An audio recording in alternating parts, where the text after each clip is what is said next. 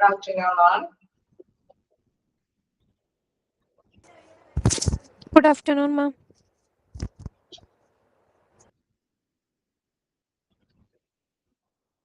Okay, all revision start ചെയ്യാന്ന് പറഞ്ഞു അല്ലേ? നമ്മുടെ ഹോസ്പിറ്റൽ അഡ്മിനിസ്ട്രേഷൻ നമുക്ക് സ്റ്റാർട്ട് ചെയ്യാം. 10 മൊഡ്യൂള് അതോയോ 10 മൊഡ്യൂള് ഹോസ്പിറ്റൽ അഡ്മിനിസ്ട്രേഷനൊക്കെ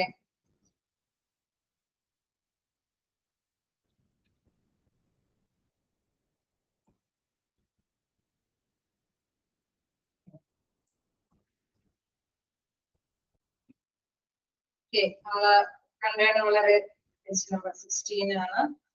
ഇതിനകത്ത് പേജ്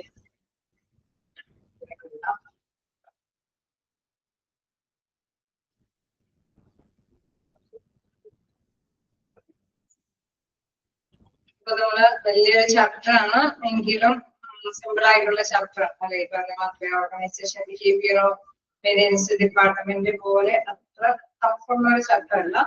ചാപ്റ്റർ വലുതാണെങ്കിലും വലിയ കുഴപ്പമില്ലാതെ നമുക്ക് ക്യാച്ച് ചെയ്യാൻ പറ്റുന്ന ഒരു ചാപ്റ്റർ ആണ് അല്ലെ? കുറച്ച് കാര്യങ്ങളൊക്കെ ജസ്റ്റ് ഒന്ന് ഓർമ്മയിലേക്ക് കൊണ്ടുവന്നാൽ മതി. നമുക്കത് വൈകാട്ട് പഠിക്കേണ്ട ഒരു ആവശ്യകതയൊന്നുമില്ല. അപ്പൊ ഹോസ്പിറ്റൽ അഡ്മിനിസ്ട്രേഷൻ എന്ന് പറയുമ്പോൾ തീർച്ചയായിട്ടും നമുക്കറിയാം നോട്ട് ചെയ്യേണ്ട പോയിന്റ്സ് ഒക്കെ ജസ്റ്റ് ഒന്ന് നോട്ട് ചെയ്ത് പോവാം. മെയിനായിട്ട് നമ്മൾ നോട്ട് ചെയ്യണമെന്ന് പറഞ്ഞു പോവാറുണ്ട്, എങ്കിലും ഒന്നും കൂടി എന്തെങ്കിലുമൊക്കെ ഉണ്ടെങ്കിൽ ഒന്ന് മെയിനായിട്ട് നോട്ട് ചെയ്ത് പോവാം. അപ്പൊ ഹോസ്പിറ്റൽ അഡ്മിനിസ്ട്രേഷൻ മാനേജ്മെന്റ് എന്ന് പറയുന്ന ഒരു പ്രധാനപ്പെട്ട കാര്യമാണ്. ടോപ്പ് ലെവലിലുള്ളവരാണ് നല്ല രീതിയിൽ ഇത് കൈകാര്യം ചെയ്ത് പോകേണ്ടത്. കാരണം ഓർഗനൈസേഷൻ ആ ഹോസ്പിറ്റല് നല്ല രീതിയിൽ മൂവ് ചെയ്താൽ മാത്രമാണ് അതിന്റെ ഗെയിൻ അല്ലെ, ഓർഗനൈസേഷനിൽ എന്താണോ ഉദ്ദേശിക്കുന്ന പ്രോഫിറ്റ് അത് നേടിയെടുക്കാനായിട്ട് സാധിക്കുകയുള്ളൂ അല്ലെ? തീർച്ചയായിട്ടും നമുക്കറിയാം അതിനനുസരിച്ചിട്ടുള്ള ഒരു മാനേജ്മെന്റ് കൺട്രോളിങ് കാര്യങ്ങൾ അവിടെ ഡെവലപ്പ് ചെയ്ത് കൊണ്ടുപോകേണ്ടത് ആവശ്യമായിട്ട് വരും. നമുക്ക് ഫസ്റ്റ്ലി നമുക്ക് മനസ്സിലാക്കുക hospital administration is the management of the hospital as A business അല്ലെ? അത് ഒരു ബിസിനസ് ആയിട്ട് തന്നെയാണ് കൺസിഡർ ചെയ്യുന്നത്. നമുക്കറിയാം ഒരു മാനേജ്മെന്റ് ഈ കാലഘട്ടത്തിൽ സർവീസ് ഓറിയന്റഡ് മാത്രമല്ല ഒരു പ്രോഫിറ്റബിൾ ആയിട്ടുള്ള ഒരു ബിസിനസ് കൂടിയാണ് ഹോസ്പിറ്റൽ എന്ന് പറയുന്നത്. നമുക്ക് നോട്ട് ചെയ്യേണ്ട ഒരു പ്രധാനപ്പെട്ട പോയിന്റ് എന്ന് പറയുന്നത് POSB CORB അല്ലെ? ആ ഒരു അബ്രിവിയേഷൻ തന്നിട്ട് അതിന്റെ എക്സ്പാൻഡഡ് ഫോം ചോദിക്കാറുണ്ട് മിക്കപ്പോഴും അല്ലെ? ഏതെങ്കിലും ഒരു വേർഡ് മാറ്റി കൊടുത്തിട്ട് ചോദിക്കാറുണ്ട്. സോ അതിൽ മസ്റ്റായിട്ട് നോട്ട് ചെയ്യേണ്ട കാര്യം planning, organising, staffing, directing, coordinating, reporting and budgeting. മിക്കപ്പോഴും സി എന്നൊക്കെ പറയുമ്പോൾ നമ്മൾ കൺട്രോളിംഗ് ആണോ എന്നുള്ളൊരു ഡൗട്ടിലൊക്കെ വരും. അപ്പൊ അത് ഓർത്ത് വെക്കുക. അതിന്റെ അബ്രിവേഷനിൽ ഈ ഒരു മോഡലിൽ തന്നെ നിങ്ങൾ അത് ക്യാച്ച് ചെയ്യാം അല്ലെ? മാനേജ്മെന്റ് എന്ന് പറയുമ്പോൾ planning, organising, staffing, directing, coordinating, reporting and budgeting. Okay, ആ ഒരു രീതിയിൽ തന്നെ അത് ഓർത്ത് വെക്കാനായിട്ട് ശ്രമിക്കുക. അല്ലേ? ഓർത്ത് വെക്കില്ലേ? അവിടെ ഒരു ക്വസ്റ്റ്യൻ അതുമായി ബന്ധപ്പെട്ട വന്നത് ഒന്ന് ശ്രദ്ധിക്കാം. വളരെ സിമ്പിൾ ആയിട്ട് ഉള്ള ക്വസ്റ്റ്യൻ ആണ്. Which is not a part of a POSB CORB account അല്ലെ? ആ ഒരു ഇതില് അതിന്റെ ഭാഗമല്ലാത്തത് ഏതാന്നുള്ള രീതിയിൽ ഓപ്ഷൻസ് വന്നിരിക്കുന്നു. Coordinating, reporting, collaborating, staffing. എന്തായിരിക്കും? Coordinating, reporting, collaborating, staffing. ഏതായിരിക്കും? കോർഡിനേറ്റിംഗ് ഉണ്ടോ? ഇതില് ഉണ്ട് അല്ലെ? റിപ്പോർട്ടിംഗ് ഉണ്ട്, അതേപോലെ തന്നെ സ്റ്റാഫിംഗും ഉണ്ട്. അപ്പൊ എന്തായിരിക്കും ഉൾപ്പെടാത്തത്? കൊളാബറേറ്റിംഗ് അല്ലെ? അപ്പം ആ രീതിയിലും ക്വസ്റ്റ്യൻസ് വരാൻ സാധ്യതയുണ്ട്. അപ്പൊ ജസ്റ്റ് മനസ്സിലാക്കി വെക്കുക. അതിന്റെ ഫുൾ ഫോം മാത്രമല്ല, ജസ്റ്റ് അത് വെച്ചും കൊണ്ട് ഇൻക്ലൂഡഡ് അല്ലാത്തത് ഇൻക്ലൂഡ് ആവുന്നത് എന്നുള്ള രീതിയിൽ ക്വസ്റ്റ്യൻസ് വന്നു കഴിഞ്ഞാൽ ജസ്റ്റ് അതനുസരിച്ചിട്ട് പഠിച്ചു പോകാൻ ശ്രമിക്കും. നമുക്ക് നെക്സ്റ്റ് താഴേക്ക് പോന്നു കഴിഞ്ഞാൽ നമുക്കറിയാം ഇതിൻ്റെതായിട്ടുള്ള കാര്യങ്ങളാണ് ഇവിടെ പ്രധാനമായിട്ടും കൈകാര്യം ചെയ്തു പോകുന്നത്. ഹോസ്പിറ്റൽ അഡ്മിനിസ്ട്രേഷൻ എന്തൊക്കെ കാര്യങ്ങളാണ് കവർ ചെയ്യുന്നതിനുള്ള കാര്യങ്ങൾ അവിടെ പ്രധാനമായിട്ട് ഡിസ്കസ് ചെയ്യുന്നുണ്ട്. നമുക്കറിയാം ഏതൊരു ചാപ്റ്ററിൽ നിന്നും ഒരു കുറച്ച് ക്വസ്റ്റ്യൻസ് ആണ് അതിന് വേണ്ടിയിട്ട് അല്ലെ? അപ്പൊ അതനുസരിച്ചിട്ട് എല്ലാം പൈക്കാട്ടൊന്നും പഠിക്കേണ്ട, കുറച്ച് കാര്യങ്ങളൊക്കെ നമ്മൾ മനസ്സിലാക്കി തന്നെ പോകാൻ ശ്രമിക്കാം. റോൾ പ്രൊഫൈൽ ഓഫ് അഡ്മിനിസ്ട്രേറ്റർ, അദ്ദേഹത്തിന്റെ റോൾ ഓഫ് പ്രൊഫൈൽ അഡ്മിനിസ്ട്രേറ്ററിന്റെ റോളിനെ കുറിച്ചിട്ടൊക്കെ അവിടെ ബ്രീഫായിട്ടൊക്കെ ഡിസ്ക്രൈബ് ചെയ്ത് പോകുന്നുണ്ട്. അതിനെ കുറിച്ചിട്ടൊക്കെ നമുക്ക് ഞാൻ ചെറുതായിട്ടൊക്കെ ഉൾപ്പെടുത്തിയിട്ടുണ്ട്. അല്ലെ? അവിടെ തീർച്ചയായിട്ടും നമുക്ക് ഒരു തുല്യമാണ് ജസ്റ്റ് ഒന്ന് വായിച്ചു നോക്കാം. Which of the following is not one of the three broad categories of hospital administrative activity? അതില് പെടാത്ത ആക്ടിവിറ്റീസ് ഏതാണെന്നുള്ള രീതിയിൽ ചോദിച്ചു കഴിഞ്ഞാൽ നമ്മൾ കുറെ കോഴ്സുകൾ പഠിക്കുന്നുണ്ട്. പക്ഷെ ഇതില് പെടാത്ത ഒരു ആക്ടിവിറ്റി ഏതാണ്, ഏത് റോളാണ് പെടാത്ത ഒരു റോൾ എന്നൊക്കെ രീതിയിൽ ചോദിച്ചു കഴിഞ്ഞാൽ അപ്പൊ അതനുസരിച്ചിട്ട് നമ്മൾ ആൻസർ നോട്ട് ചെയ്യേണ്ടതായിട്ട് വരും. സോ അതുകൊണ്ട് തന്നെ അതിൽ ഉൾപ്പെടുന്ന കാര്യങ്ങളൊക്കെ ജസ്റ്റ് ഒന്ന് മനസ്സിലാക്കി തന്നെ പോകാനായിട്ട് ശ്രമിക്കുക. ഓക്കെ, അവിടെ തീർച്ചയായിട്ടും നമുക്കറിയാം, നമ്മൾ കണ്ടു ഈ പറഞ്ഞ മാതിരി രജിസ്ട്രേഷനും കാര്യങ്ങളൊക്കെ അവിടെ ചെയ്തു പോകേണ്ടതാണെന്നുള്ളത് കണ്ടു. ഹോസ്പിറ്റൽ രജിസ്ട്രേഷൻ കാര്യങ്ങൾ, application hospital registration and social assistance ഇതിനൊക്കെ കൈകാര്യം ചെയ്ത് പോകണം. ഡെയിലി റണ്ണിങ് ഹോസ്പിറ്റൽ ഇതെല്ലാം കൈകാര്യം ചെയ്ത് പോകണമെന്ന് പറഞ്ഞു. അപ്പൊ ഞാൻ പറഞ്ഞ ക്വസ്റ്റ്യനിൽ ഞങ്ങളൊരു ഓപ്ഷൻ ഏതെന്ന് നോക്കാം. Preparation of hospital legislation and planning, application of a hospital legislation, direct patient clinical care, the daily running of the hospital. Okay, നമുക്കറിയാം ഒരു മാനേജ്മെന്റ് അഡ്മിനിസ്ട്രേറ്റീവ് ലെവലിലുള്ള മാനേജ്മെന്റ് കൈകാര്യം ചെയ്യുന്നതിൽ പെടാത്തത് ഏതാണ്, ഏത് ഓപ്ഷനാണ്? നമുക്ക് അറിയാം ഓപ്ഷൻ സി ആണ്. കാരണം നമ്മൾ ഡയറക്റ്റ് ആയിട്ട് പേഷ്യന്റിന് കെയർ കൊടുക്കുന്നില്ല, അല്ലെ? ക്ലിനിക്കൽ കെയർ ഒന്നും നമ്മൾ അഡ്മിനിസ്ട്രേറ്റീവ് ലെവലിലുള്ളവരല്ല ക്ലിനിക്കൽ കെയർ കൊടുക്കുന്നത്. ഓക്കെ, അപ്പൊ നിങ്ങൾ നല്ല ആക്റ്റീവായിട്ട് തന്നെ മനസ്സിലാക്കി പോകുന്നുണ്ട്. ദെൻ അടുത്ത കാര്യങ്ങൾ നോക്കുകയാണെങ്കിൽ തീർച്ചയായിട്ടും റോൾ പ്രൊഫൈൽ ആൻഡ് അഡ്മിനിസ്ട്രേറ്റർ ആണ്. അതില് കുറച്ച് അപ്പൊ ഇതിനനുസരിച്ചിട്ടുള്ള സ്കിൽ ആൻഡ് നോളജ് ഒക്കെ അവർക്ക് ആവശ്യമാണ്. അഡ്മിനിസ്ട്രേറ്റീവ് പവറിലുള്ളവർക്ക് പല കാര്യങ്ങളും ആവശ്യമാണെന്നുള്ള കാര്യം നമുക്കറിയാം. അതനുസരിച്ചിട്ടുള്ള കാര്യങ്ങൾ നോട്ട് ചെയ്ത് പോവുക. ദെൻ നെക്സ്റ്റ് നോക്കുകയാണെങ്കിൽ എന്താണ് നോട്ട് ചെയ്യേണ്ട മറ്റൊരു പോയിന്റ് എന്ന് പറയുന്നത് റോൾ അഡ്മിനിസ്ട്രേറ്റർ, അല്ലെ? Role of administrator. തീർച്ചയായിട്ടും എന്തൊക്കെ റോളുകളാണ് അഡ്മിനിസ്ട്രേറ്ററിനുള്ളത്? Administrator reports to governing body. Then എന്താ ഇവിടെ പറയുന്നത്? ആ ഗവേണിംഗ് ബോഡിയിൽ പറയുന്ന other higher authorities such as director of health service, secretary to government etcetera. അല്ലെ? അഡ്മിനിസ്ട്രേറ്റർ അവര് ആവശ്യപ്പെടുന്നത് അവർക്ക് മേലുള്ള ഉദ്യോഗസ്ഥർക്ക് എന്തെങ്കിലും കാര്യങ്ങളൊക്കെ ചെയ്തു കൊടുക്കേണ്ടതുണ്ടെങ്കിൽ തീർച്ചയായിട്ടും അവിടെ കെയർഫുൾ ആയിട്ട് തന്നെ ഹാൻഡിൽ ചെയ്ത് കൊടുക്കണം എന്നുള്ളതാണ് പ്രധാനമായിട്ട് മനസ്സിലാക്കേണ്ടത്. then അതേപോലെ തന്നെ പേഴ്സൺസ് റിപ്പോർട്ടിംഗ്, അല്ലെ? അതുമായി ബന്ധപ്പെട്ട് ചോദ്യങ്ങൾ ചോദിക്കണോ? നേരത്തെ ചോദിച്ചതിൽ ചെറിയ ചോദ്യങ്ങളൊക്കെ ഉണ്ട് കേട്ടോ. ഈ ability in the role of profile of an administrator നമുക്ക് എല്ലാവർക്കും അറിയാവുന്ന കാര്യങ്ങളൊക്കെയാണ്. പ്രധാനപ്പെട്ട റോൾ, അല്ലെ? എബിലിറ്റി, എന്തൊക്കെ കഴിവാണ് ഈ വ്യക്തിക്ക് ഉണ്ടായിരിക്കേണ്ടത്, ഈ അഡ്മിനിസ്ട്രേറ്റീവ് പവറിലുള്ളവർക്ക് ഉണ്ടായിരിക്കേണ്ടത്? ഞാൻ ഓപ്ഷൻസ് വായിക്കാം. To diagnose complex medical conditions, to see ahead and plan accordingly, then to perform surgical procedures, to compound pharmaceuticals. Okay, അതായത് നമുക്കറിയാം ഹോസ്പിറ്റലില് മറ്റ് ക്ലിനിക്കലുമായി ബന്ധപ്പെട്ട കാര്യങ്ങളൊന്നും ഇദ്ദേഹം ചെയ്യുന്നതില്ല. പക്ഷെ എന്താണ് ഓപ്ഷനിൽ നിന്ന് തിരഞ്ഞെടുക്കാൻ പറ്റുന്ന ഒരു കാര്യം ടു ഡയഗ്നോസ്, ഓക്കെ, ബി ആണ്. കാരണം അതിൽ പറയുന്നുണ്ട് to see and plan accordingly, അല്ലെ? അവിടെ പ്ലാൻ ചെയ്യണം, നല്ല കറക്റ്റ് ആയിട്ട് പ്ലാനിങ്ങും കാര്യങ്ങളും മുന്നോട്ട് കൊണ്ടുപോകാനായിട്ടുള്ള ശേഷി അഡ്മിനിസ്ട്രേറ്റീവ് പവർ ഉള്ളവർക്ക് ഉണ്ടായിരുന്നു. ഓക്കെ, അപ്പൊ മൊത്തത്തില് അത്തരത്തിലുള്ള സ്കില്ലുകളാണെന്നുള്ളത് ഓർത്തിരിക്കുക. ദെൻ അതേപോലെ തന്നെ administrative to whom does the hospital administrative typically report ക്വസ്റ്റ്യനിൽ ഉൾപ്പെടുത്തിയിട്ടുള്ളതാണെന്ന് തോന്നുന്നത്, അല്ലെ? അവിടെ നമുക്കറിയാം. ഞാൻ ഓപ്ഷൻസ് വായിക്കാതെ medical superintendent, the head nurse, the governing body, the chief of staff. ആർക്കായിരിക്കും റിപ്പോർട്ട് കൊടുക്കേണ്ടത്? ഓക്കെ, ഒന്നുകൂടി ഞാൻ ഓപ്ഷൻസ് വായിക്കാം. To whom does the hospital administrator typically report? The medical superintendent, the head nurse, the governing body, the chief of staff.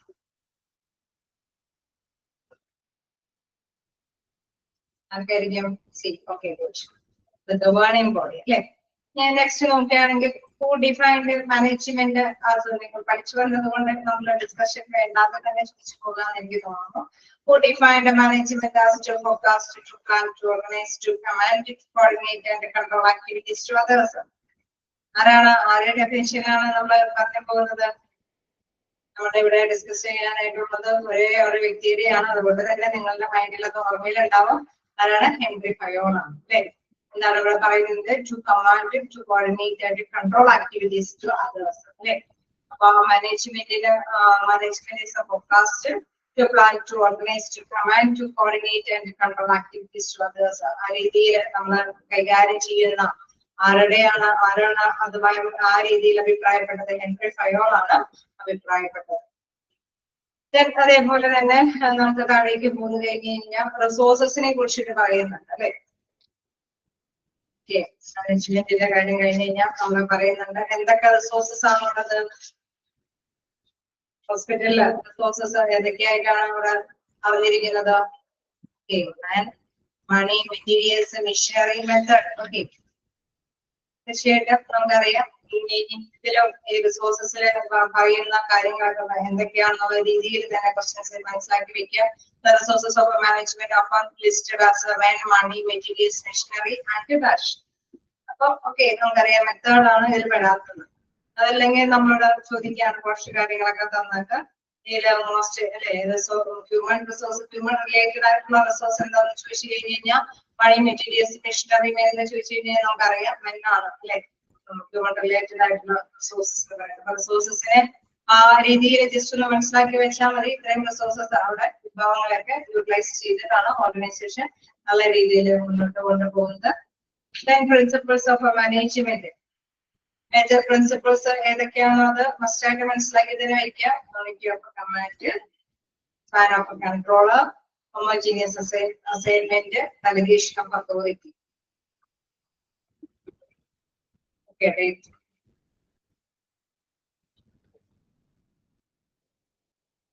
Delegation of authority, principles of management അതൊന്ന് ഓർത്ത് വെച്ചേക്കാം. അവിടെ നമുക്കറിയാം ക്വസ്റ്റ്യൻസ് ഒക്കെ അതൊക്കെ സിമ്പിൾ ആയിട്ടുള്ള ക്വസ്റ്റ്യൻസ് ഒക്കെ കാണാറുണ്ട്. പ്രിൻസിപ്പിൾസ് ഒക്കെ തന്നിട്ട് ഇത് എല്ലാം അല്ലേ പ്രിൻസിപ്പിൾസ് ആണോ അല്ലേ എന്നൊക്കെ ചോദിച്ച് കാണാറുണ്ട്.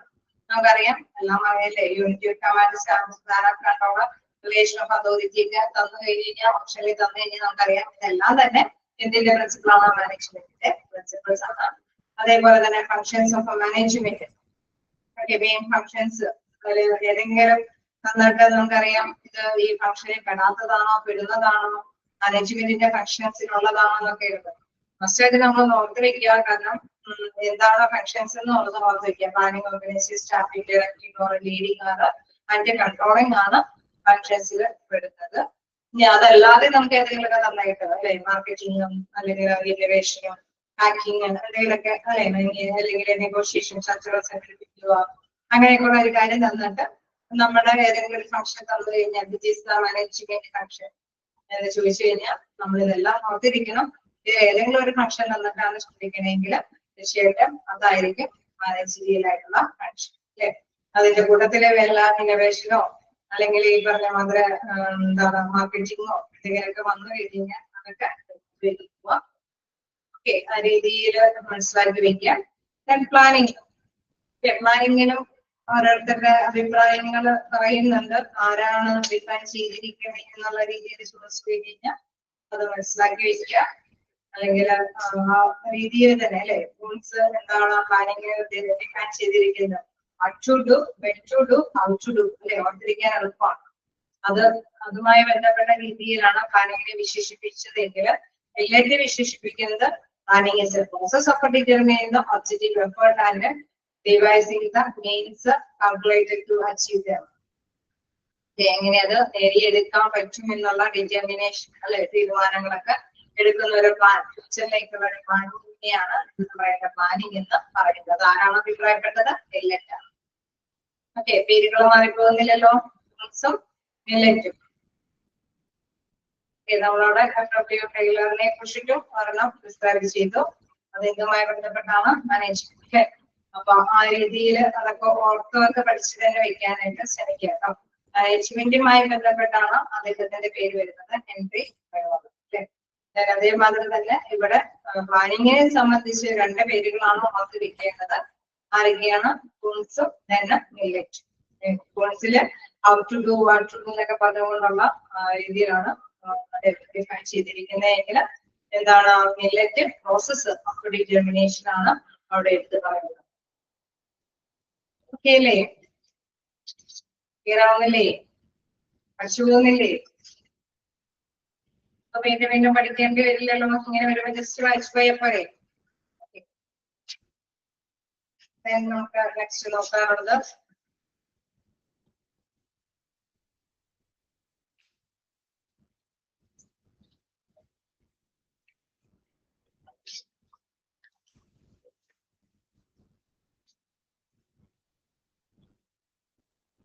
നമ്മള് പ്ലാനിങ്ങിലെ എസെൻഷ്യൽ പ്ലാനിങ്ങിലൊക്കെ ചോദിച്ചു കഴിഞ്ഞാൽ ജസ്റ്റ് ഒന്ന് മനസ്സിലാക്കി വെക്കുക അല്ലെ.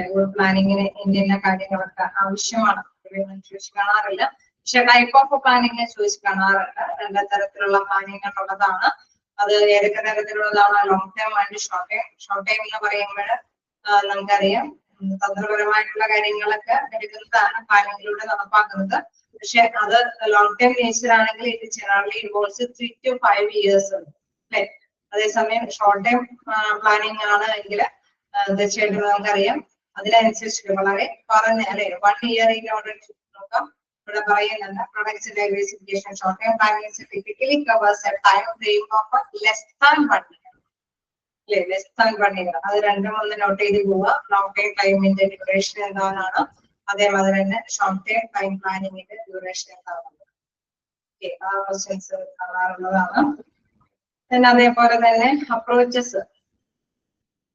അപ്രോച്ചസിൽ പ്രധാനമായിട്ട് നമുക്കറിയാം റിയാക്റ്റീവ് ഉണ്ട്, അതേപോലെ തന്നെ റിയാക്റ്റീവ് അപ്രോച്ച് ഉണ്ട് അല്ലെ. റിയാക്റ്റീവ് അപ്രോച്ച് ഉണ്ട്.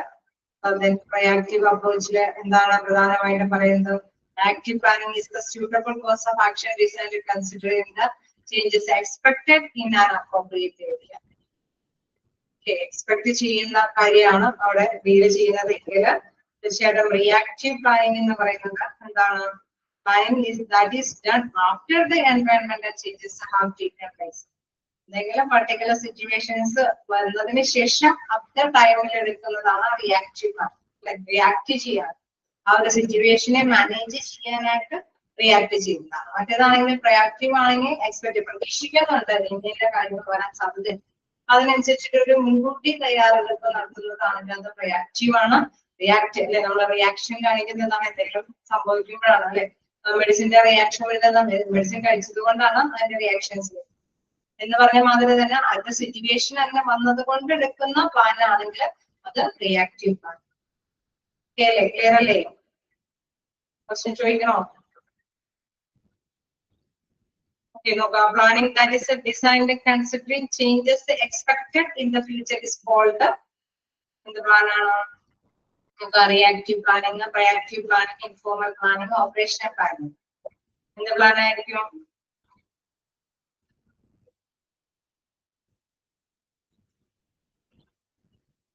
കൃത്യമായിട്ട് തന്നെ പറഞ്ഞിട്ടുണ്ട്.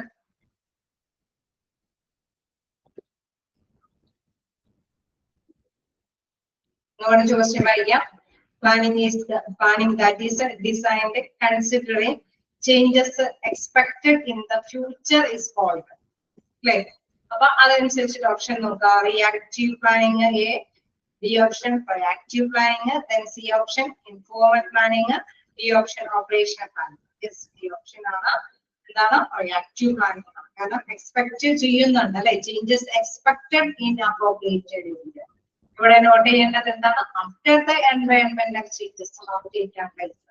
അതിനുശേഷമാണ് ഇവിടെ റിയാക്റ്റീവ് പ്ലാനിങ് നടപ്പാക്കുന്നത്. ക്ലിയർ അല്ലേ? ചെറിയ ബുദ്ധിമുട്ട് ഒരു ഭാഗമായതുകൊണ്ടാണ് ഞാൻ വീണ്ടും വീണ്ടും അത് വിവരിച്ചത്. എന്താണ് പ്രൊയാക്റ്റീവ്, എന്താണ് റിയാക്റ്റീവ്? ഓക്കെ അല്ലേ? ചെയ്തില്ലേ? ആണോ? എക്സാമ്പിൾ സഹിതമാണ് ഞാൻ അന്നേരം പഠിപ്പിച്ചത്. ഓക്കെ. ഞാൻ degree of formalization degree of ഫോർമലൈസേഷനിൽ ഫോർമൽ പ്ലാനിങ് ഉണ്ട്, ഇൻഫോർമൽ പ്ലാനിങ് ഉണ്ട്. അത് ജസ്റ്റ് ഒന്ന് മനസ്സിലാക്കി തന്നെ പഠിച്ചു വെച്ചാൽ മതി. എന്താണ് ഫോർമൽ പ്ലാനിങ് അല്ലെങ്കിൽ ഇൻഫോർമൽ പ്ലാനിങ് അല്ലെ, റിയാക്റ്റീവ് ആയിട്ടുള്ള ഒരു കാര്യം തന്നെയാണ് അത് പറഞ്ഞിരിക്കുന്നത്. Structured systematic plan with written record is known as എന്തായിരിക്കും? സ്ട്രക്ചേർഡ്. കൃത്യമായിട്ട് പറയുന്നുണ്ട് formal planning is structured systematic അല്ലെ. Systematic written record is known as എന്ത് പ്ലാനിങ് ആയിരിക്കും? Formal planning. ഓപ്ഷൻ തന്നെ നിങ്ങൾക്ക് അറിയാനായിട്ട് സാധിക്കും. ആ പേര് ആ വേർഡ്സ് അതൊക്കെ അണ്ടർലൈൻ ചെയ്ത് പോവുക. സെന്റൻസ് ഒക്കെ പിന്നെ റിട്ടേൺ റെക്കോർഡ്സ് ആണ് ഫോർമൽ പ്ലാനിങ്ങിൽ വരുന്നത്. ഇൻഫോർമൽ പ്ലാനിങ് എന്ന് പറയുന്നത് എന്താണ്? അൺസ്ട്രക്ചേർഡ് പ്ലാനിങ്, നോ റെക്കോർഡ് അല്ലെ, അതിന് പ്രത്യേകമായിട്ട് റെക്കോർഡ്സ് ഒന്നും മെയിൻറ്റെയിൻ ചെയ്യുന്നില്ല. സ്ട്രക്ചേർഡ് ആണെങ്കിൽ എന്തായിരിക്കും? ഇപ്പോ ഫോർമൽ പ്ലാനിങ് ആണ്. അൺസ്ട്രക്ചേർഡ് ആണെങ്കിൽ ഇൻഫോർമൽ പ്ലാനിങ് ആണ്. ക്ലിയർ അല്ലേ? ഇമ്പോർട്ടൻസ് ഓഫ് കണ്ടൻസ് നോക്കിയിട്ട് പോവാലോ അല്ലേ? പഠിച്ചു നോക്കുകയാണെങ്കിൽ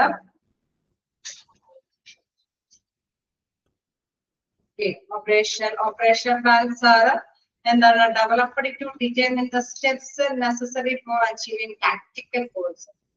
ആ ടാക്ടിക്കൽ തന്ത്രപരമായിട്ടുള്ള ഗോൾസ് നേടിയെടുക്കുന്നതിന് വേണ്ടി പ്ലാൻ ചെയ്യുന്നതാണ് ഓപ്പറേഷൻ പ്ലാനിങ്.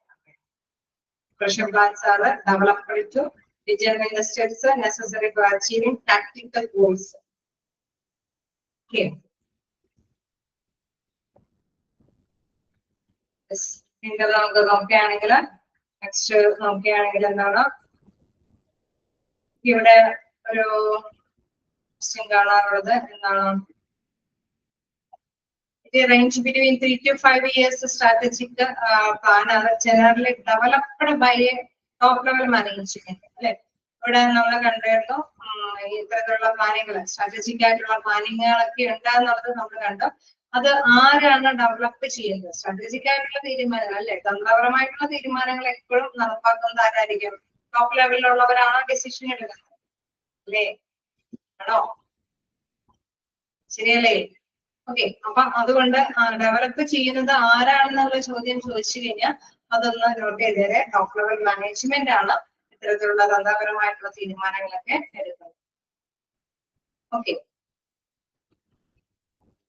നമുക്ക് നെക്സ്റ്റ് നോക്കാനുള്ളത് എന്താണ്? ഓർഗനൈസിംഗ് ആണ്.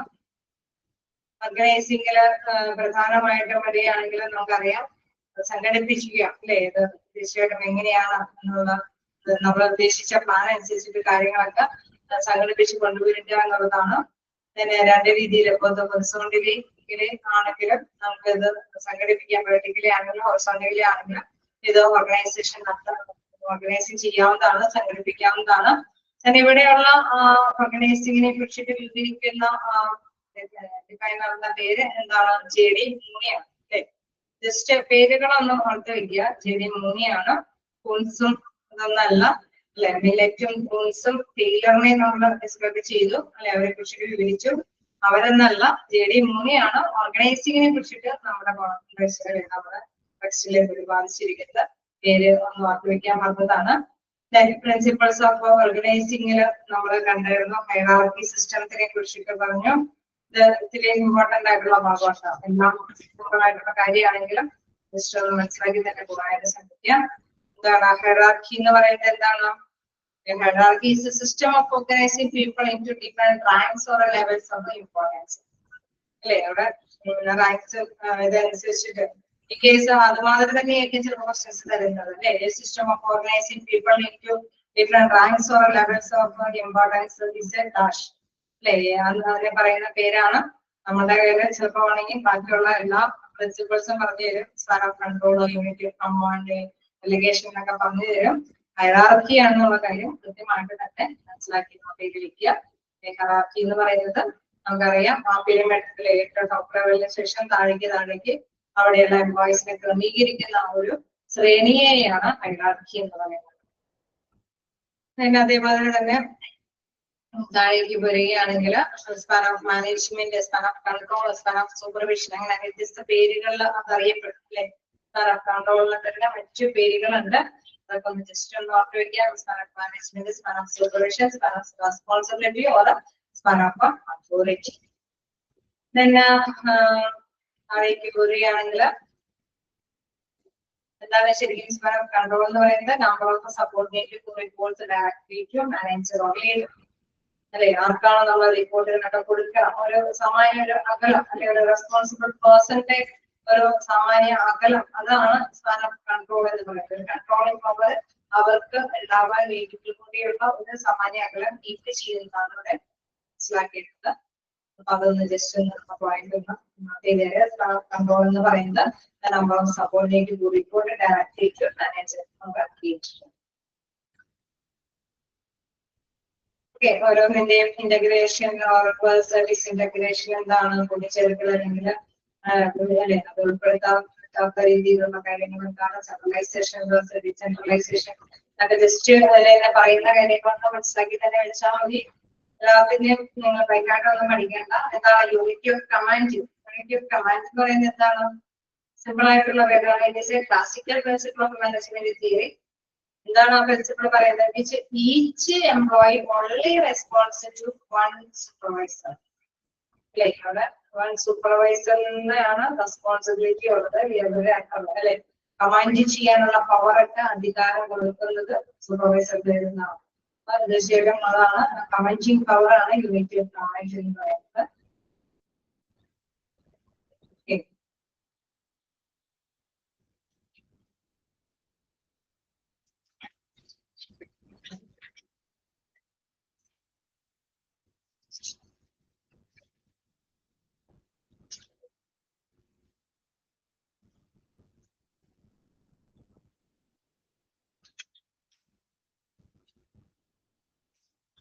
ക്ലിയർ ആയിപ്പോന്നില്ലേ?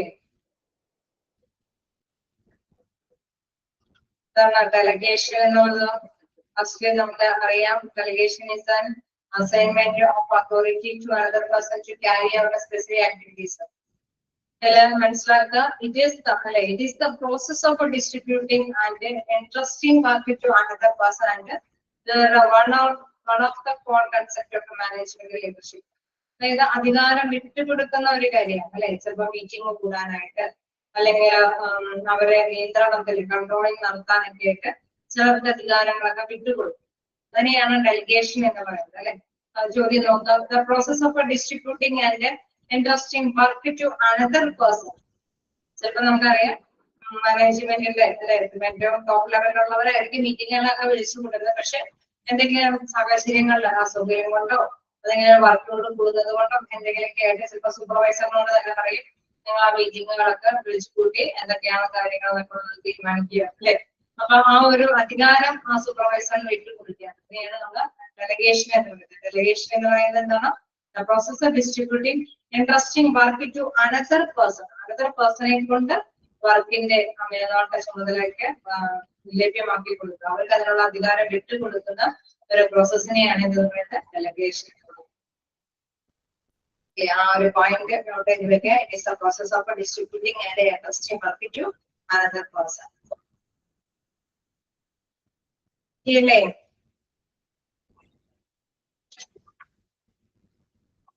സ്റ്റാർട്ടിങ്ങില്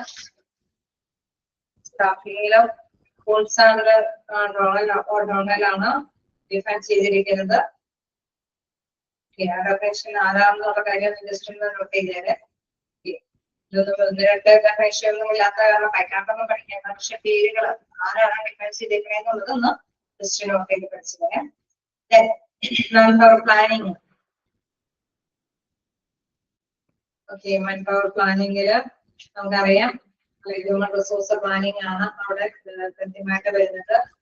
അതനുസരിച്ച് നോക്കുകയാണെങ്കിൽ പല രീതിയിൽ ക്വസ്റ്റ്യൻസ് ഒക്കെ വരാറുണ്ട്. നമുക്ക് എനിക്ക് തോന്നുന്നു മോഡൽ ടെസ്റ്റിലൊക്കെ ഞാൻ ഉൾപ്പെടുത്തി വിടുന്നുണ്ട് അല്ലെ.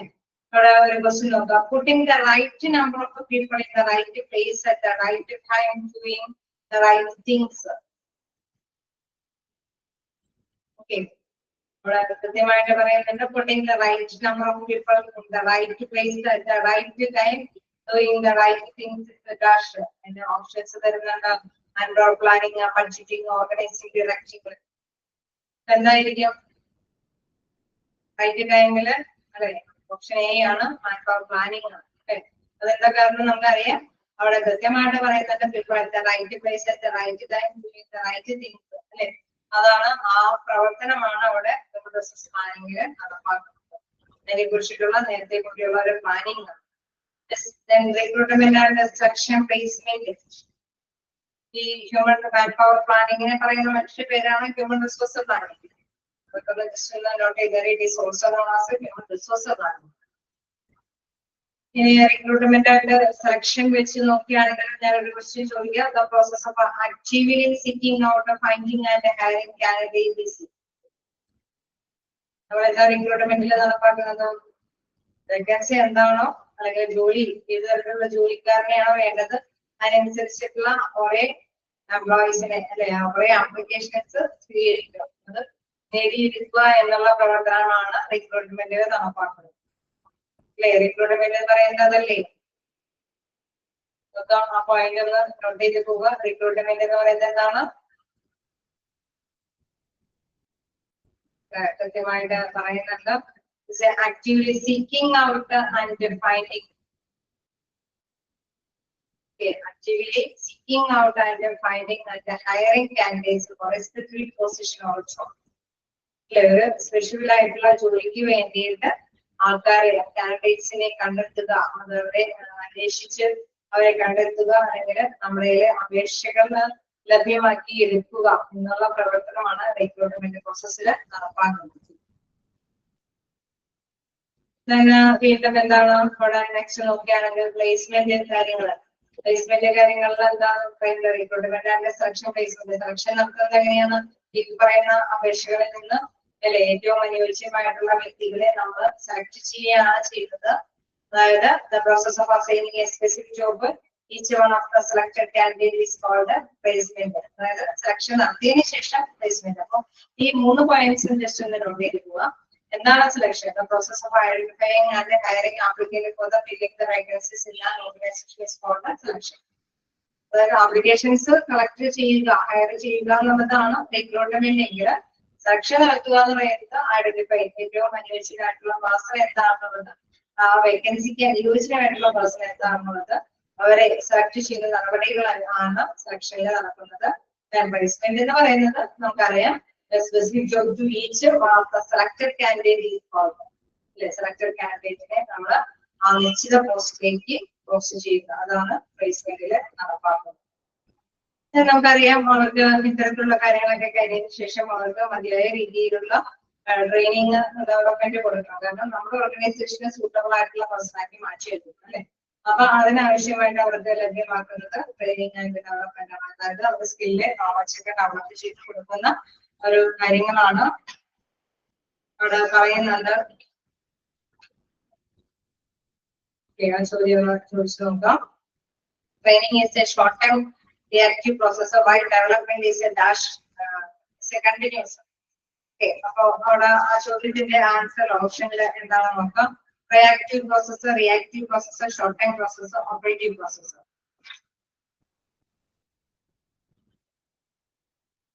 ട്രെയിനിങ്ങില് വരുന്ന കാര്യങ്ങൾ അപ്പൊ ജസ്റ്റ് കുറച്ചും കൂടി ഡീപ്പായിട്ടൊന്ന് നോക്കി പോവാം. റിയാക്റ്റീവ് ആണ്. ഓക്കെ, ട്രെയിനിങ് ആൻഡ് ഡെവലപ്മെന്റ് എന്ന് പറയുന്നത് education activities company creative knowledge and skill employees അല്ലെ. എംപ്ലോയിയുടെ സ്കിൽ ആൻഡ് നോളജ് നമ്മുടെ കമ്പനിക്ക് ചേർന്ന വിധത്തിലാക്കി നമ്മുടെ ഹോസ്പിറ്റലിലെ പ്രവർത്തനങ്ങൾ ആക്കി അല്ലെ, അതിനോട് സൂട്ടബിൾ ആയിട്ട് എംപ്ലോയിയെ വളർത്തിയെടുക്കണം, അങ്ങനെ ഫോർമാറ്റ് ചെയ്യണം. അപ്പൊ അതില് training short time reactive process ഉണ്ട്. അത് മെയിൻ ചെയ്യുന്നതാണ് operating manage processor while development is designed as a continuous proactive processor mean to executives അല്ലെ. അവിടെ ഷോർട്ട് ടൈം റിയാക്റ്റീവ് പ്രോസസ്സും ഉണ്ട്, അതേമാതിരി തന്നെ കണ്ടിന്യൂസ് ആയിട്ടുള്ള റിയാക്റ്റീവ് പ്രോസസ്സും ഉണ്ട്. ആ 2 ടേം ആണ് ഇവിടെ നോട്ട് ചെയ്തിട്ട് ഇവിടെ ചോദിച്ചിരിക്കുന്നത്. എന്താണ്? the process of assigning a specific job to each of the selected candidates. Sorry, recruitment ആണ്. Training is a short-term reactive process while development is a continuous in the process of reactive process. Okay, a sentence on the note ചെയ്തിരിക്കുക. Training വേണമെങ്കിൽ തരംതിരിച്ച് ചോദിക്കാമല്ലോ, അതുകൊണ്ടാണ് not ചെയ്ത് വെക്കാൻ പാടില്ല. Training എന്ന് പറയുന്നത് ഷോർട്ട് ടൈം റിയാക്റ്റീവ് പ്രോസസ് ആണ്. Operative and the process while development is designed as a continuous reactive process. അത് ആരാണ് കൈകാര്യം ചെയ്തത്? Executive main for executives. Short time അതായത് ഇൻ കേസ് അവിടെയുള്ള എംപ്ലോയീസ് ട്രെയിനിങ് ഫ്രഷേഴ്സ് വന്നു കഴിഞ്ഞാൽ ചിലപ്പോൾ വേണമെങ്കിൽ 2-3 മാസം അല്ലെങ്കിൽ 2 മാസം അവർക്ക് ട്രെയിനിങ് കൊടുക്കും ഈ കമ്പനിയോട് ചേർന്ന വിധത്തിൽ പ്രവർത്തിക്കാനായിട്ട്. അപ്പൊ അത് കുഴപ്പമില്ലാത്ത ഒരു കാര്യമാണ്. മോസ്റ്റ്ലി നമുക്കറിയാം എല്ലാ കമ്പനികളും ഫ്രഷേഴ്സിന് ഇങ്ങനെ കണ്ടിന്യൂസ് ആയിട്ട് ഇങ്ങനെ ചെയ്തു കൊടുക്കുന്ന കണക്ക്. അതേസമയം നമുക്ക് ഇപ്പൊ എക്സ്പീരിയൻസ്ഡ് ആയിട്ടുള്ള പേഴ്സൺസ് ഒക്കെ വർക്ക് ചെയ്തുകൊണ്ടിരിക്കുകയാണ്. പക്ഷെ ഒരു പുതിയ ടെക്നിക്കൽ ആയിട്ടുള്ള നോളജ് ഇംപ്ലിമെന്റ് ചെയ്യുമ്പോൾ അല്ലെങ്കിൽ ഒരു മിഷനറി ഇംപ്ലിമെന്റ് ഒക്കെ ചെയ്യുമ്പോൾ തീർച്ചയായിട്ടും അതിന്റെ നോളജ് എന്താണ് അവിടെ ആ സ്കില്ല് അല്ലെങ്കിൽ അത് ചെയ്യാനുള്ള കഴിവ് ഈ എക്സ്പീരിയൻസ്ഡ് ആയിട്ടുള്ള പേഴ്സൺസിന് സ്പെഷ്യൽ ആയിട്ട് ഹാൻഡിൽ ചെയ്ത് കൊടുക്കേണ്ടതുണ്ട്.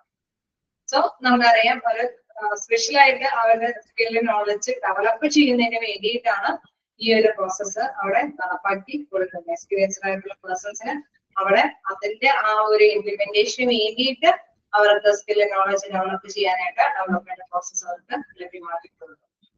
സോ അതിന്റെ ആ ഒരു വേരിയേഷൻ ആണ് അവിടെ കാണിച്ചു വരുന്നത്. അപ്പൊ ഇതൊരു കണ്ടിന്യൂസ് ആയിട്ടുള്ള ഒരു റിയാക്റ്റീവ് പ്രോസസ് ആണ്. അതായത് വേരിയേഷൻസ് വരുന്നതനുസരിച്ചിട്ട് അവർക്ക് ചേഞ്ചസ് വരുത്തിക്കൊണ്ട് അവരിൽ എന്താണ് സ്കില്ല് നോളജ് ഡെവലപ്പ് ചെയ്തെടുക്കുന്ന പ്രോസസ്സാണ്. Okay, remuneration. റെമ്യൂണറേഷൻ എന്ന് പറയുമ്പോൾ നമുക്കറിയാം എന്താണ് റെമ്യൂണറേഷൻ എന്ന് പറയുന്നത്. പേയ്മെന്റ് അല്ലെ, നമ്മൾ ചെയ്യുന്ന ഡ്യൂട്ടിക്ക് അനുസരിച്ചിട്ടുള്ള പേയ്മെന്റ്സ് അല്ലെ, അതല്ലേ റെമ്യൂണറേഷൻ എന്ന് പറയുന്നത്. ആണോ? അപ്പൊ ആ രീതിയിൽ തന്നെയാണ് വളരെ സിമ്പിൾ ആയിട്ട് ചോദിച്ചു കാണാറുള്ളൂ. Remuneration payment or compensation received for service or employment.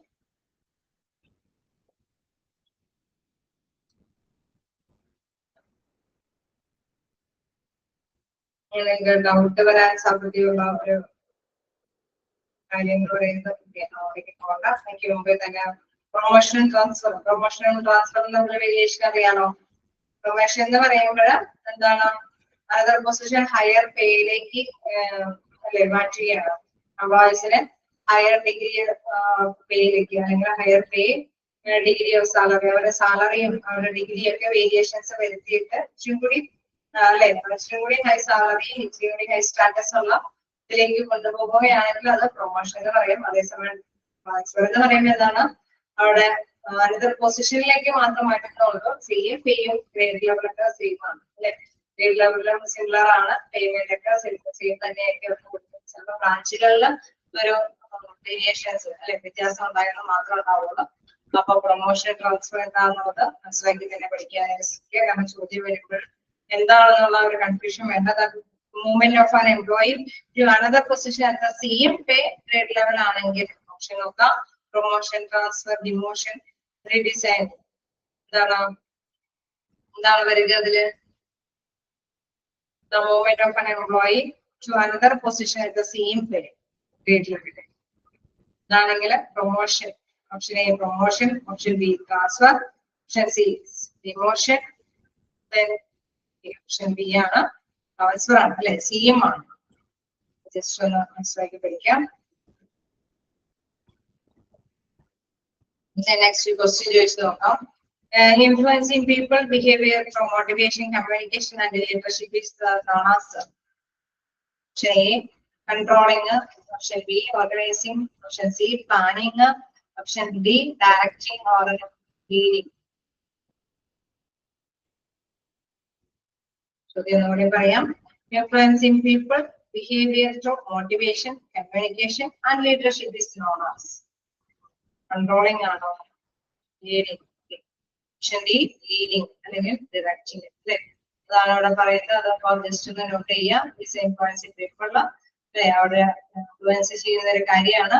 എങ്ങനെയൊക്കെ peoples behaviour through motivation, communication, dynamics and leadership discipline അല്ലെ, അവരെ ഇൻഫ്ലുവൻസ് ചെയ്ത് കൊണ്ടുപോകുന്ന ഒരു പാറ്ററാണ് എന്തെങ്കിലും കൈകാര്യം ചെയ്യുന്നത് ലീഡിങ്ങിൽ അല്ലെങ്കിൽ ഡയറക്റ്റിംഗ്. തീർച്ചയായിട്ടും നമുക്കറിയാം ഡയറക്ടർ എപ്പോഴും അവരെപ്പോഴും നല്ല എഫക്റ്റീവ് ആയിട്ട് വർക്ക് ചെയ്യാൻ വേണ്ടിയിട്ടായിരിക്കും തൊഴിലാളികളെ മുന്നോട്ട് നയിക്കുന്നത് അല്ലെ. അപ്പൊ അത് തന്നെയാണ് ഇവിടെ എടുത്ത് പറയുന്നത്. ഓക്കെ അല്ലേ? ഇതുവരെ എടുത്തതിന് എന്തെങ്കിലുമൊക്കെ ഡൗട്ടുകൾ ഉണ്ടോ? ജസ്റ്റ് വായിച്ചു പോവുക. അതോടുകൂടി നിങ്ങളുടെ റിവിഷൻ. നിങ്ങൾക്ക് എന്തെങ്കിലും ഡൗട്ടുകൾ ഉണ്ടെങ്കിൽ ക്ലിയർ ചെയ്ത് പോവാട്ടോ. ഉദ്ദേശമൊന്നുമില്ല. കൺട്രോളിങ്ങിലേക്ക് പോവാലോ. Controlling. The process of checking whether proper progress is being made towards objectives and goals. planning, control, and staffing organizing. The function of the process of checking whether proper progress is being made towards objectives and goals. Option A, planning. Option B, controlling. Option C, staffing. And option D, organizing. Option B. Okay. Controlling. Plan ചെയ്തനുസരിച്ചിട്ട് തന്നെ move ചെയ്യുന്നുണ്ടോ എന്ന് ഉറപ്പ് വരുത്തും അല്ലെ. അത് checkout ചെയ്യുന്നതാണ് നമുക്കറിയാം controlling എന്ന ആ ഫംഗ്ഷനിലാണ് അത് വേരിയേഷൻസ് ഒക്കെ എന്താണെന്ന് കണ്ടെത്തുന്നത്.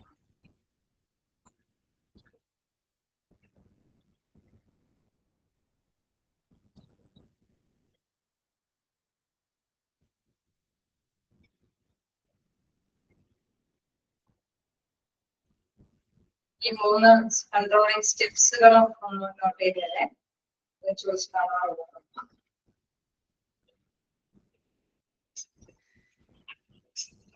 ഓക്കെ, അപ്പൊ ആ ഒരു ഫങ്ഷൻസ് എന്നുള്ള ഒരു ഭാഗം നമ്മൾ അവിടെ അവസാനിക്കുകയാണ്. സർവീസും കാര്യങ്ങളൊക്കെയാണ്. ഓക്കെ, അത് വരെ എന്തെങ്കിലും ഡൗട്ടുകൾ ഉണ്ടെങ്കിൽ നിങ്ങൾ ചോദിക്കാം.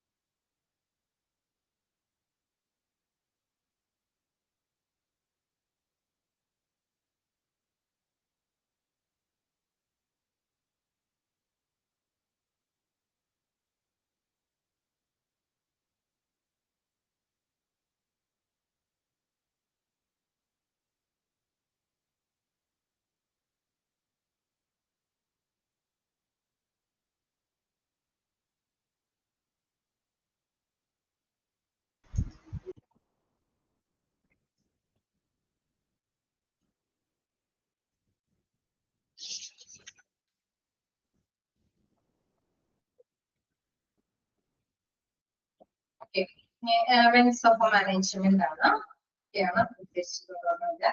Elements of managementലെ 4 എലമെന്റ്സുകളാണ് നമ്മൾ കണ്ടത്.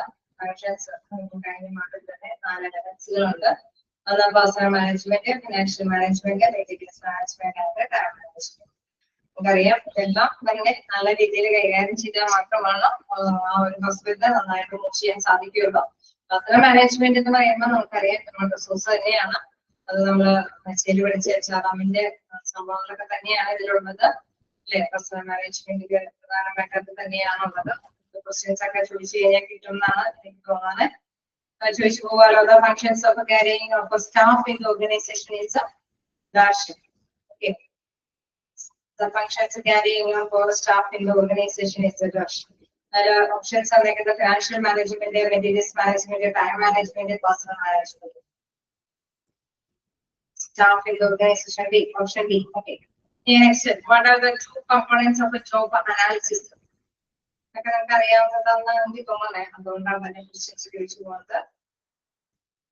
Options by job specification and the job description, recruitment and the selection, training and development, salary and benefits. Okay, നമുക്കറിയാം ജോലിയുമായി ബന്ധപ്പെട്ട ജോബ് അനാലിസിസിലെ 2 കാര്യങ്ങളാണുള്ളത്. ഒന്ന് ജോലിയെ കുറിച്ചിട്ടുള്ള വിവരങ്ങൾ അല്ലെ, അത് തീർച്ചയായിട്ടും ജോബ് ഡിസ്ക്രിപ്ഷനിലാണ് ഉണ്ടാവുക. ഈ ജോലി ചെയ്യാൻ അനുയോജ്യമായിട്ടുള്ള പേഴ്സണ് വേണ്ട യോഗ്യതകളും സ്കില്ലും കാര്യങ്ങളും അല്ലെ, അതൊക്കെ ജോബ് സ്പെസിഫിക്കേഷനിലാണ് ഉണ്ടാവുക അല്ലെ.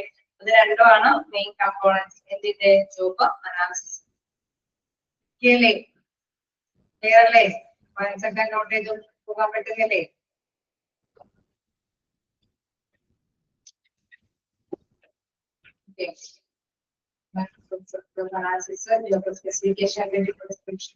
ചോദിക്കാവുന്നതാണ്, നമുക്കറിയാവുന്ന കാര്യമാണ്. മനസ്സിലായിട്ട് നോട്ട് ചെയ്താൽ മതി. ജോലിയെ കുറിച്ചിട്ടുള്ള കാര്യങ്ങളൊക്കെ ആണെങ്കിൽ അത് ജോബ് ഡിസ്ക്രിപ്ഷനിൽ, ജോലിക്ക് വേണ്ട പേഴ്സന്റെ ക്വാളിറ്റീസും കാര്യങ്ങളൊക്കെ ആണെങ്കിൽ അത് സ്പെസിഫിക്കേഷനിലാണ് ചെയ്യുന്നത്. അതുമായി ബന്ധപ്പെട്ടുള്ള കുഞ്ഞു കുഞ്ഞു ക്വസ്റ്റ്യൻസ് വന്നാലും നിങ്ങൾ നോട്ട് ചെയ്യണം. അതായത് ചോദിച്ചത് a regular review of an employee's job performance and overall contribution is the performance appraisal, job description, job specification, remuneration package.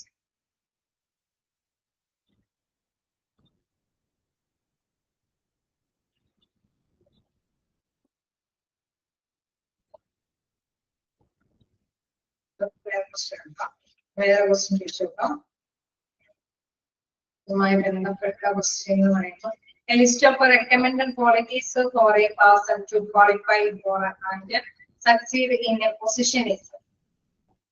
A list of recommended qualities for a person to qualify for and succeed in a position is a job description, job analysis, job specification, job evaluation.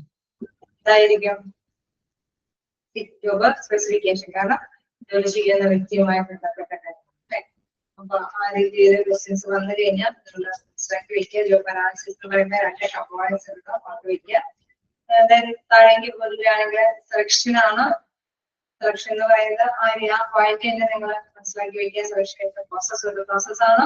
അപ്പൊ identify and hiring applicants for the filling the vacancies in an organisation. ഓർഗനൈസേഷനിൽ വേക്കൻസികൾ fill ചെയ്യുന്നു അല്ലെ, അതിന് ആപ്ലിക്കൻസിന്റെ ഒരു higher ചെയ്ത application identify ചെയ്ത് അല്ലെ അവിടെ സെലക്ട് ചെയ്യുന്ന പ്രോസസ്സാണ് എന്ത് പറയുന്നത് സെലക്ഷനുമായിട്ട്. സ്റ്റെപ്സുകളുണ്ട്. ഫസ്റ്റ് സ്റ്റെപ്പ് എന്നൊക്കെ ചോദിച്ചു കഴിഞ്ഞാൽ ഓർത്ത് വെക്കുക, ഇനീഷ്യൽ സ്ക്രീനിങ് ആപ്ലിക്കേഷൻ ആണ് ഫസ്റ്റ് സ്റ്റെപ്പ് ആയിട്ട് പറയുന്നത്.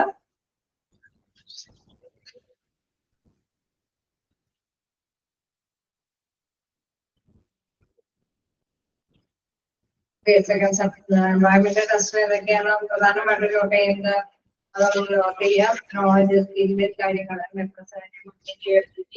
അങ്ങനെയൊക്കെയുള്ള കാര്യങ്ങളാണ് എംപ്ലോയി ടെസ്റ്റിൽ നോട്ട് ചെയ്യുന്നത്.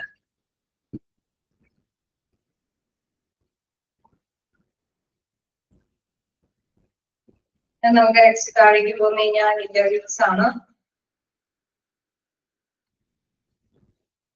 After selection interview, that is the next step in the selection process. തീർച്ചയായിട്ടും അതിനുശേഷം എന്താണെന്നുള്ള രീതിയിൽ പ്രോസസ് കാണാറുണ്ട്. വെരിഫിക്കേഷൻ ആൻഡ് റഫറൻസ് ആണ് അവിടെ അതിനനുസരിച്ച് കൊടുക്കുന്ന കാര്യം. ഇന്റർവ്യൂസിൽ നമ്മൾ ജസ്റ്റ് കണ്ടായിരുന്നു, ഫേസ് ടു ഫേസ് ആയിട്ടാണ് ഇന്റർവ്യൂ ചെയ്യുന്നത്.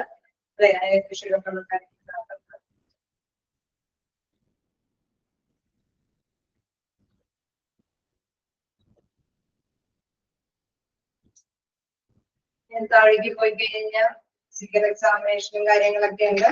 അതൊക്കെ നമുക്ക് അറിയാവുന്ന കാര്യമാണ്. പിന്നെ വെരിഫിക്കേഷൻ റഫറൻസ് ഒക്കെ ഉണ്ട്. അത് കഴിഞ്ഞു പോയാണ് വെരിഫിക്കേഷൻ റഫറൻസ്. വെരിഫിക്കേഷൻ റഫറൻസ് ഒക്കെയുണ്ട്. വെരിഫിക്കേഷൻ റഫറൻസിൽ നമുക്കറിയാം ഇപ്പോ പറഞ്ഞ പോലെ സ്കില്ല് നോളജ് ഒക്കെ ക്ലിയർ ആണ്, ഒക്കെ ജോലിയാണ്, ഒക്കെ എത്തിച്ചു കൊടുക്കും. പക്ഷെ അവരെ സംബന്ധിച്ച് നോക്കുമ്പോൾ ചിലപ്പോൾ വേറെ കമ്പനിയിൽ എന്തെങ്കിലും ജോലിയൊക്കെ ഒപ്പിച്ചിട്ടല്ലേ എന്തെങ്കിലും കള്ളത്തരം മനസ്സിലൊക്കെ ചെയ്തിട്ടായിരിക്കും വന്നത്.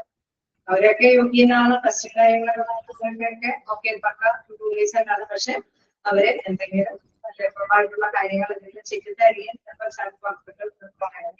അപ്പൊ അങ്ങനെ വരുന്ന സാഹചര്യങ്ങളിൽ തീർച്ചയായിട്ടും നമുക്കറിയാം അവിടെ റഫറൻസ് ചെക്കിങ്ങിനൊക്കെ ആവശ്യമായിട്ട് വരും. എംപ്ലോയിനെ നമ്മൾ സെലക്ട് ചെയ്ത് പൊസിഷനിലേക്ക് നിർത്തുമ്പോൾ എല്ലാ കാര്യങ്ങളും അവിടെ കൃത്യമായിട്ട് കൈകാര്യം ചെയ്യണമെന്നുള്ളതാണ്. അപ്പോ അതനുസരിച്ചിട്ടുള്ള വെരിഫിക്കേഷൻ റഫറൻസ് എന്ന് പറയുമ്പോൾ after selection interview, what is the next step in the selection process? Selection step ന്റെ ഒരു മറ്റൊരു പ്രോസസ് ആണ് എന്ന് പറയുന്നത് വെരിഫിക്കേഷൻ ആൻഡ് റഫറൻസ്.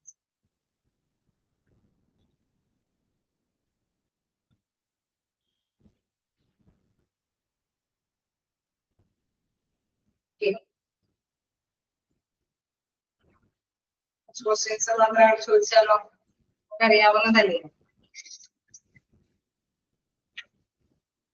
ഫിനാൻഷ്യൽ മാനേജ്മെന്റിന്റെ അടുത്ത ഒരു ഇതെന്ന് പറയുന്നത് നമുക്കറിയാം വളരെ കാര്യങ്ങൾ കഴിഞ്ഞാൽ പിന്നെ ഫിനാൻഷ്യൽ മാനേജ്മെന്റ് ടൈം മാനേജ്മെന്റ് ഒക്കെയാണ് ഉള്ളത്.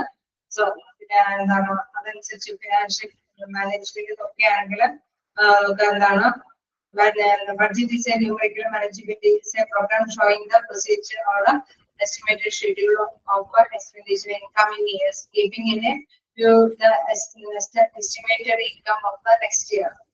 ബഡ്ജറ്റ് എപ്പോഴും നമ്മൾ പ്രിപ്പയർ ചെയ്യുന്നത് വരാനിരിക്കുന്ന ഭാവിയെ മുൻകൂട്ടി കണ്ടുകൊണ്ടൊക്കെയാണ് എക്സ്പെൻസ് ഡീൽ ചെയ്യാനായിട്ട് പറ്റുന്നുണ്ടോ ഒക്കെ അനലൈസ് ചെയ്ത് മുന്നോട്ട് പോകാൻ വേണ്ടിയിട്ടാണ് ഇതൊക്കെ ചെയ്യുന്നത്. ദെൻ നമുക്ക് ഒരു ക്വസ്റ്റ്യൻ ചോദിക്കാം.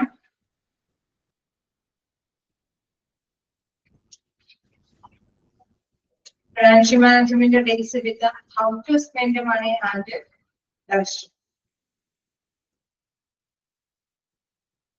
How to spend മാത്രമല്ല ഫിനാൻഷ്യൽ മാനേജ്മെന്റിൽ കൈകാര്യം ചെയ്യുന്നത് അല്ലെ. എത്രത്തോളം സ്പെൻഡ് ചെയ്തു എന്ന് മാത്രമല്ല ഇവിടെ കൈകാര്യം ചെയ്യുന്നത്. Very important task management and it deals with how to spend money and with maximum gains of the organisation. ആ ഫണ്ട് എങ്ങനെ നമ്മൾ നല്ല രീതിയിൽ മാനേജ് ചെയ്യുന്നു എന്ന് മാത്രമല്ല ഗെയിൻ അല്ലെ നമ്മുടെ ലക്ഷ്യം നേടിയിട്ട് മാക്സിമം ഗെയിൻ ചെയ്യാനായിട്ട് ഇത് എങ്ങനെ കൈകാര്യം ചെയ്യാൻ പറ്റും അല്ലെ എന്നുള്ള കാര്യങ്ങളെ കുറിച്ചിട്ടുള്ള രൂപയൊക്കെയാണ് അതിൽ വരുന്നത്.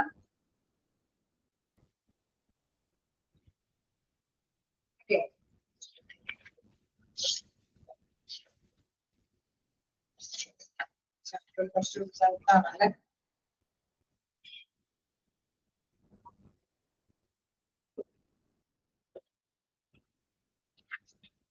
ഇനി നമുക്കറിയാം ബഡ്ജറ്റിന് രണ്ട് കാര്യങ്ങളുണ്ട്, development budget and non development budget ഉണ്ട്. അപ്പോ ബഡ്ജറ്റ് എന്ന് പറയുമ്പോൾ നമ്മൾ നേരത്തെ പറഞ്ഞു അവലോകനമാണ് ചെയ്യുന്നതിന് നീക്കിയിരിപ്പൊക്കെ എത്രത്തോളം ഉണ്ട് എന്നൊക്കെ അല്ലെ വെക്കണം എന്നുള്ള കാര്യങ്ങളെ കുറിച്ചിട്ടാണ് അവിടെ പ്രധാനമായിട്ട് വരുന്നത്. No process of expenditure usually limited period usually prepared according to the annual development programs and for the annual department budget. അവിടെ ആ രീതിയിൽ തന്നെ ഡെവലപ്മെന്റുമായി ബന്ധപ്പെട്ട് വരുന്ന കാര്യങ്ങളൊക്കെ ശ്രദ്ധിക്കുക. Non development budget എന്ന് പറയുന്നത് this is the part of budget which our organization need for its own development activities. Okay, നമുക്കറിയാം നോൺ ഡെവലപ്മെന്റ് ആയിട്ടുള്ള ആക്ടിവിറ്റീസിന് വേണ്ടി അല്ലെ അത് ബഡ്ജറ്റിൽ നീക്കി വെക്കുന്ന ഒരു കാര്യമാണ്. ബഡ്ജറ്റ് എന്ന് പറയുമ്പോൾ ചെലവ് വരവ് അല്ലെ അത് എന്തെങ്കിലും ഡെവലപ്പ് ചെയ്യാനായിട്ട് ഉദ്ദേശിക്കുന്നുണ്ടെങ്കിൽ അതിന് തീർച്ചയായിട്ടും ഫണ്ട് ആവശ്യമാണ്. അത് എങ്ങനെയാണ് കൈകാര്യം ചെയ്യാൻ പറ്റുക എന്നതിനെ കുറിച്ചിട്ടുള്ള കാര്യങ്ങളാണ് വരുന്നത്. അപ്പൊ കണക്കിൽ എപ്പോഴും നമുക്ക് അതിൻ്റെതായിട്ടുള്ള രീതികൾ മനസ്സിലാക്കി പോകേണ്ടതുണ്ട്. അതിനനുസരിച്ചിട്ട് നമ്മളോട് പറയുന്നുണ്ട് tools of monitoring budget analyse ചെയ്യാൻ വേണ്ടിയിട്ടുള്ള ടൂൾസ് എന്ന് പറയുന്നത് ഏതൊക്കെയാണ്? Monthly statement, excess statement, accounting, auditing അല്ലെ ഈ ടൂളുകളൊക്കെ ഉപയോഗിച്ചിട്ട് വേണമെങ്കിൽ നമുക്ക് കണക്ക് കൂട്ടലുകളൊക്കെ നടത്താനായിട്ട് ഈ പറഞ്ഞ ബഡ്ജറ്റ് കാര്യങ്ങളൊക്കെ പ്രിപ്പയർ ചെയ്യാനായിട്ട് സാധിക്കും. മന്ത്ലി സ്റ്റേറ്റ്മെന്റ് എന്ന് പറയുന്നത് എന്താണ്? ഒരു മാസം അല്ലെ അവിടെ പേയ്മെന്റ്സും കാര്യങ്ങളും ഒപ്പം തന്നെ ഇവിടെ പറയുന്നുണ്ട് financial institution usually listing credit card transaction അല്ലെ നമുക്ക് നമ്മുടെ ഓർഗനൈസേഷനിലേക്ക് വരുന്ന ക്രെഡിറ്റ് കാർഡ് ട്രാൻസാക്ഷനുകൾ എടുക്കണം. അതോടൊപ്പം തന്നെ എന്താണ് പേയ്മെന്റ്സ് അല്ലെ പർച്ചേസ്, ഫീസ്, ഫിനാൻസ് ചാർജ് അല്ലെ ഇതെല്ലാം തന്നെ കൂടി ഒന്നിച്ച് നമുക്കറിയാം ഒരു അവലോകനം നടത്തുമ്പോൾ മന്ത്ലി സ്റ്റേറ്റ്മെന്റ് എടുക്കുമ്പോൾ നമുക്കറിയാം എത്രത്തോളം ചെലവ് വന്നിട്ടുണ്ട്, എത്രത്തോളമാണ് വരവ് അല്ലെ ഈ മാസം എത്രത്തോളമാണ് അതുമായി ബന്ധപ്പെട്ട് വന്നിരിക്കുന്നത്. എക്സസ് സ്റ്റേറ്റ്മെന്റ് എന്ന് പറയുമ്പോൾ തീർച്ചയായിട്ടും നമുക്കറിയാം അതുമായിട്ടൊന്നും ക്വസ്റ്റ്യൻസ് പറയുന്നത് എടുത്തെടുത്തൊന്നും ചോദിച്ചിട്ടൊന്നുമില്ല. ടൂൾസ് എന്താണെന്നൊക്കെ രീതിയിൽ തന്നെയാണ് ചോദിച്ചു കണ്ടിരിക്കുന്നത്. അതിന്റെ ഒരു ക്വസ്റ്റ്യൻ നോക്കുകയാണെങ്കിൽ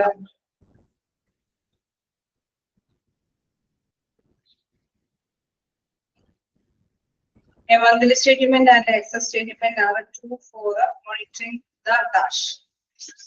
Option budget, staff morale, patient satisfaction, equipment inventory. എന്തിനു വേണ്ടിയിട്ടാണത്? ഓപ്ഷൻ എ ഒന്നുകൂടെ പറയാം. Budget, staff morale, patient satisfaction, equipment inventory. ചോദ്യം a monthly statement and excess statement are tool for monitoring the. ഏതായിരിക്കും? ഓപ്ഷൻ എ ബഡ്ജറ്റ് അല്ലെ, ബഡ്ജറ്റിന് വേണ്ടിയിട്ട്.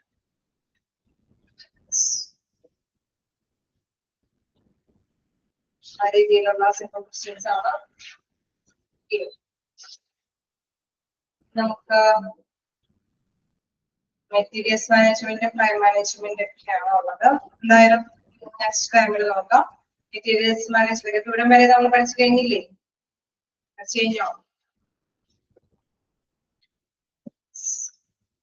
പോകാനായിട്ട് ശ്രമിക്കാം കേട്ടോ. ഇനി നെക്സ്റ്റ് നമുക്ക് മെറ്റീരിയൽസ് മാനേജ്മെന്റ് മുതലെടുക്കാം. Okay, thank you. വായിച്ചു വരാനായിട്ട് ശ്രമിക്കാം കേട്ടോ, പഠിച്ചു പോകാനായിട്ട് എളുപ്പം.